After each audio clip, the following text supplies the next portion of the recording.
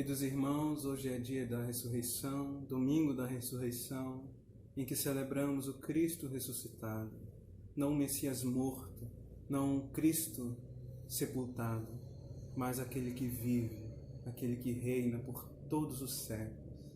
Convido você a fechar os seus olhos e a suplicarmos a graça e a iluminação e a ajuda de Deus para a nossa meditação de hoje. Feche seus olhos, vamos orar. Deus Pai de nosso Senhor, te rogamos, Teu Espírito Santo, auxilia-nos neste momento a compreendermos e a meditarmos na Tua Sagrada Escritura. Rogamos-te isso confiando em nosso Senhor Jesus Cristo. Amém. Queridos, hoje iremos tratar dos dois livros de Samuel, 1ª e 2ª Samuel, que se encontram em nossas Bíblias na seção que nós chamamos de livros históricos. Nosso primeiro passo aqui é dar um pequeno panorama de questões mais literárias. E é pequeno panorama mesmo, pois iremos voar como águias sobre esses temas, sobre essas questões, porque não nos interessa tanto, porque são questões mais técnicas, e também porque o nosso tempo não permite nos debruçarmos sobre esses aspectos de maneira mais densa, de maneira mais profunda.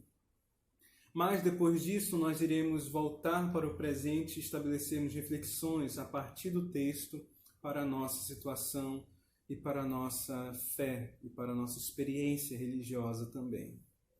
Quanto à composição, os dois livros de Samuel, 1º e 2ª Samuel, que em hebraico se chama Sefer Shemuel, são parte da narrativa da história de Israel na seção dos profetas da Bíblia hebraica.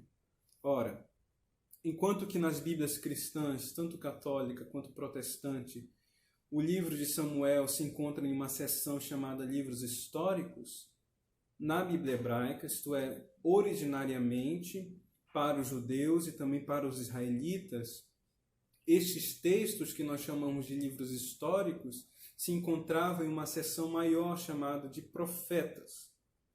Lembremos, os judeus concebiam o Antigo Testamento, ou a sua Bíblia, ou seus escritos sagrados, a partir de 3 grandes divisões. O próprio Jesus faz isso nos Evangelhos e o próprio Paulo também faz isso.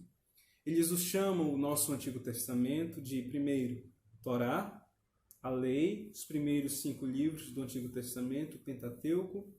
Segundo, os profetas, compreendendo livros históricos, profetas maiores e profetas menores, e depois os chamados escritos. Torá, lei, profetas, Neviim e escritos Ketuvim. Dentro dos profetas nós temos ainda duas outras divisões. Os profetas anteriores, compreendendo os livros históricos, que nós chamamos de livros históricos, e os profetas maiores, e depois os profetas posteriores, compreendendo os demais profetas e os 12 profetas menores. Os 12 profetas menores são compreendidos pelos judeus como um único livro, que os gregos chamavam Dodekaprofeton, na realidade. E esses 12 profetas eram um só livro, pois eram livros tão pequenos que cabiam em um só rolo de papiro e era guardado assim nas sinagogas. Bem, o nosso livro, 1º e 2ª Samuel, originariamente era um único livro, um único rolo, assim como Crônicas era um único livro, assim como Reis era um único livro. E essa divisão em 2 livros surgiu somente no século II a.C., pela tradução grega do Antigo Testamento hebraico, em Alexandria, que nós chamamos da Septuaginta, ou a versão dos 70, que é a tradução grega do Antigo Testamento. A partir desse ponto, a partir desse período, a partir dessa tradução, que então esses livros, que nós chamamos de livros históricos, foram divididos em 2, pelo seu tamanho e pela facilidade que 2 rolos poderiam ser abertos e lidos. mais do que em um único rolo. Mas originariamente, 1º e 2 Samuel era um único livro. E por isso hoje iremos tratá-lo como um único texto corrido, um único livro, comportando uma mesma história sendo contada, talvez para nós, em 2 volumes. Quanto à composição, novamente, nós podemos dizer ainda que esse livro ele faz parte do que os estudiosos chamam hoje de história deuteronômica. O que seria isso? A história deuteronômica é uma série de livros, começando de Josué, terminando em Reis, que contém a história teológica dos israelitas e que tem por objetivo explicar a lei de Deus para Israel sob a orientação dos profetas.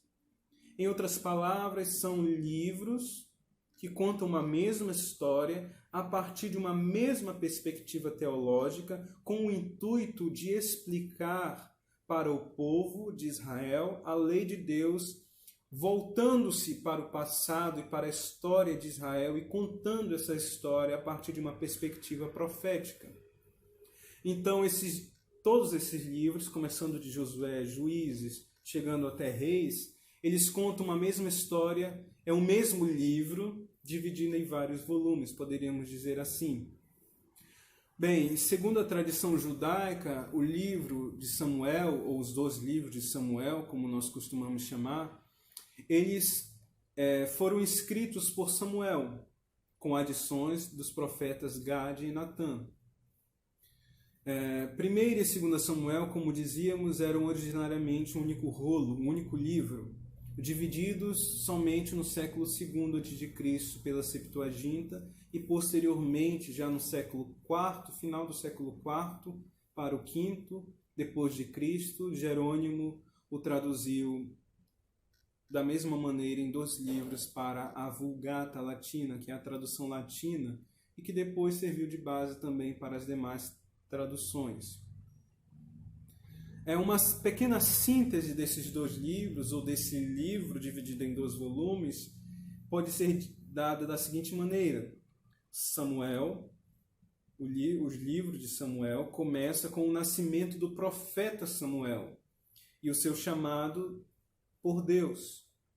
A história da Arca da Aliança que se segue trata da opressão de Israel pelos filisteus, o que levou Samuel a ungir Saul como o primeiro rei de Israel.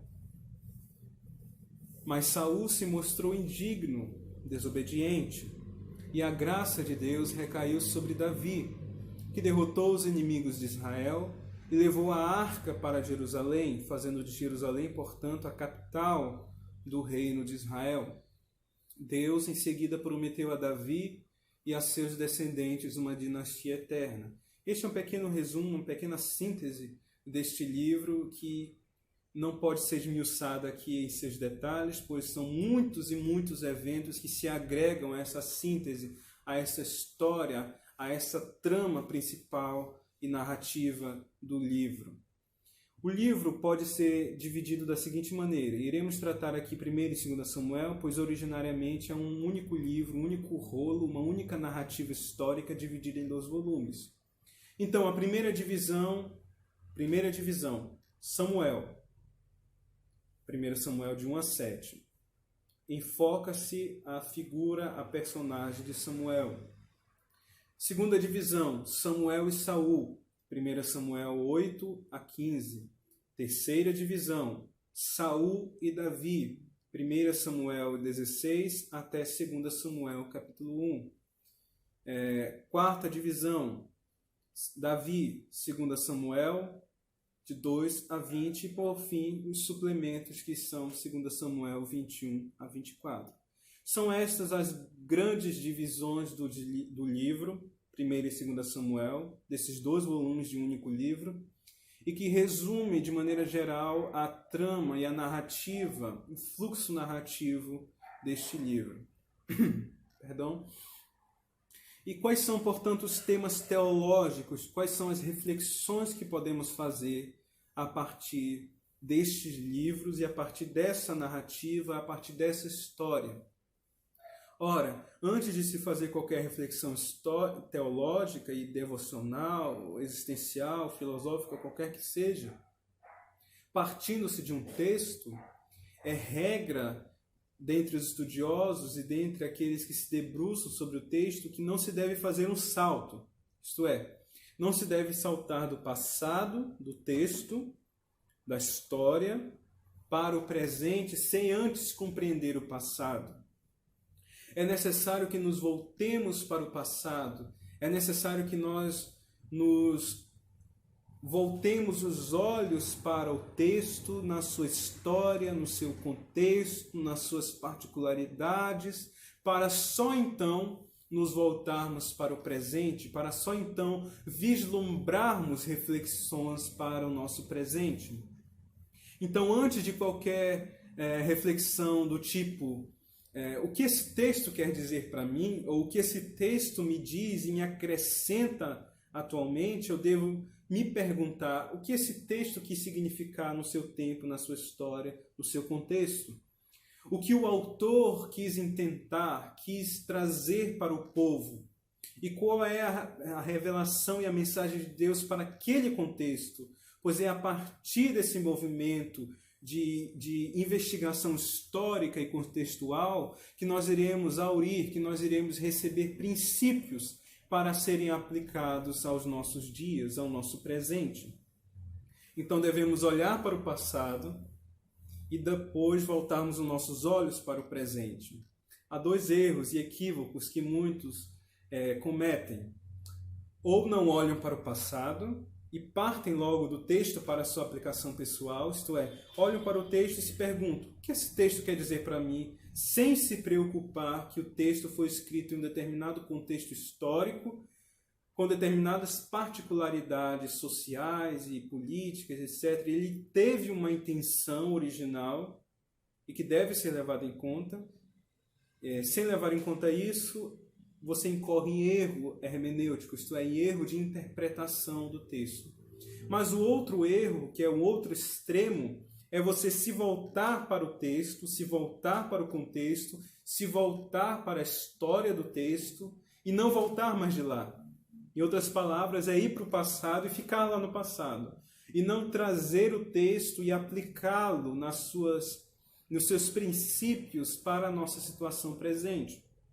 São dois extremos que nós devemos evitar. E para isso nós fizemos essa breve panorâmica, esse voo rasante sobre essas questões, que o texto foi escrito para explicar a lei de Deus para o povo a partir da reflexão dos profetas sobre a história passada de Israel. Então, após fazer isso, nós agora voltamos para o presente e a partir dessa reflexão histórica e contextual, nós podemos refletir teologicamente e devocionalmente sobre o nosso presente e sobre a nossa situação existencial presente. Esses livros, portanto, contêm uma mensagem religiosa. Eles não intentam, o desejo desses livros, 1 e 2 Samuel, e também dos demais livros históricos, não é contar história por contar.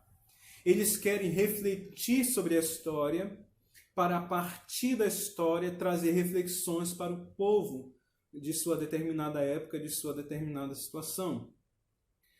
E qual é a mensagem religiosa que o autor desse livro, que nos é desconhecido, não sabemos ao certo, senão por tradição posterior judaica, que seria Samuel, Gad e Natã, mas na realidade o texto não nos dá elemento nenhum de autoria. O que o autor de 1 e 2 Samuel desejou que seu povo, que os seus leitores tivessem em mente ao ler o seu texto? Bem, a mensagem religiosa central da história do povo de Israel nesse período de monarquia, de implantação de monarquia, é a tentativa de se implantar o reino de Deus terreno, a tentativa de se implantar um reino de Deus físico, a tentativa de colocar a coroa em um rei terreno. O mais próximo desse ideal, o mais próximo da perfeição que nós tivemos foi alcançado por Deus, só foi alcançado por Davi, melhor dizendo. Davi, a figura central dessa narrativa histórica, ele foi o mais próximo que se alcançou dessa monarquia perfeita, ou desse reino de Deus na terra. No entanto, ele foi o mais próximo, mas não chegou ao ideal, não chegou à perfeição, precedido pelo fracasso de Saul e sucedido pelas infidelidades, melhor dizendo, da descendência da casa do mesmo Davi. A partir da profecia de Natã, o profeta da casa de Davi, a partir da profecia de Natã, a esperança messiânica se alimentou das promessas feitas à casa de Davi. Em outras palavras, olhando daqui para lá, nós podemos dizer o seguinte: Cristo, nosso Senhor, cumpre cabalmente tudo aquilo que Davi representou imperfeitamente. Davi, portanto, como figura central da narrativa de 1 e 2 Samuel, cumpre uma espécie de tipo, uma espécie de personagem representativo de um outro personagem histórico. Isto é, ele é como um sinal. Pense um sinal de trânsito. Quando o sinal se apresenta verde, você sabe que você deve prosseguir, certo? Um sinal, ele sempre aponta para uma significação além de si mesmo. Um sinal vai sempre apontar para além de si. Do semelhante modo, Davi está apontando para além de si. Está apontando para uma outra figura histórica. Essa figura é Cristo. Tudo aquilo que em Davi esteve de imperfeito, Cristo cumpre perfeitamente. Tudo aquilo que Davi intentou fazer de maneira imperfeita, Cristo fez de maneira perfeita. Por isso ele é chamado Filho de Davi, o verdadeiro descendente, o verdadeiro rei de Israel. Não um rei à semelhança de Davi, mas um rei mais perfeito, de calibre mais alto que Davi. Bem, a figura de Davi que se sobressalta desses livros. Davi, ele é a personagem principal da trama narrativa e do fluxo narrativo de 1 e 2 Samuel. Davi é tido nesses livros e na história mesma de Israel como o querido de Deus, o homem segundo o coração de Deus, ou como os judeus costumam chamar o Shefer da casa de Yahvé, o guardião da casa de Yahvé, aquele que detém as chaves da casa de Yahvé, porque ele é digno, ele é aquele que está próximo de Yahvé, do Senhor de Deus. No entanto, a figura de Davi, a figura histórica de Davi, está longe de ser o que nós imaginamos de uma figura perfeita, de um homem perfeito, de um homem íntegro. Na realidade, quando nós olhamos para Davi, para a sua história contada nesses livros, nós olhamos e percebemos e vislumbramos todas as falhas comuns a nós, a mim e a você. Em Davi está a ambição, em Davi está a altivez, e em Davi está, sobretudo, a luxúria. O desejo desmedido por aquilo que não lhe pertencia. E esse desejo descabido, desmedido, desordenado por aquilo que não lhe pertencia, e em particular por uma mulher que não lhe pertencia, levou ao adultério com Betseba, ou Betsheva, como os judeus chamam, e ao assassinato de seu general Urias. No entanto, o que o tornava tão único? O que podemos dizer e vislumbrar em Davi que podemos tomar como modelo para nós? Se Davi foi um homem cheio de tantos erros, de tantas falhas, o que podemos olhar para ele, como podemos olhar para ele e vê-lo como um querido ou o homem segundo o coração de Deus? Como se resolve esse paradoxo? Ora, era a sua consciência de erro.